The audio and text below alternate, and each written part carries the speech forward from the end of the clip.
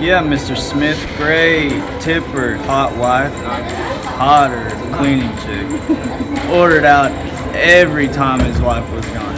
I delivered a large meat lover's pizza and a salad at like 10 that night. He was probably hammered or something. Poor Angela was a sight to behold. We got to the house about 10 to 15 minutes after her. She met us at the door in hysterics, saying something terrible had happened. We called the police while she had just held him in the floor. I just hate it for her. He had recently been talking about this divorce and of his drinking problem and was getting out of control. Their last few days together could not have been blissful, but she loved him through it all. I know her heart is broken. I just hope she can move past this and find true happiness. March 23rd. The sirens woke me up at 1 a.m. I knew it had to be the neighbors. Those Smiths were always up to something.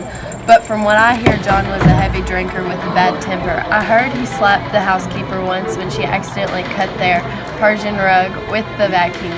Poor thing, but I also heard John was having an affair with her too. Figures, her shorts can't have but a 2-inch inseam.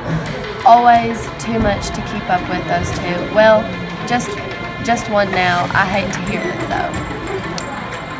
I just can't buy into the whole death by accident thing. I knew the man for 40 years, raised him, by gosh, and he was as careful as any when it came to drinking. You know, the guy who hit him on his bike was drunk, right? Ever since then, he avoided the stuff. I went over to their house the next day. Of course, that Angela was going crazy. I never cared for her. I always said she just married for the money. She was tearing the house apart, looking for a stash of cash he kept hidden. The housekeeper stole a necklace once, so I figured she made off with it. I told them to hire that little girl. The Aunt Belinda would do it, but I think John let it slide because Tiffany is quite a looker. Man, John had the life. Have you seen his wife and house? He was a real stand-up guy. Never had a crossword against anyone. Awesome marriage. Those two were in love since the day they met. Angela's an absolute angel. She really stepped in after the accident, and the man, she was a smoke show. They basically took Tiffany in like their own daughter.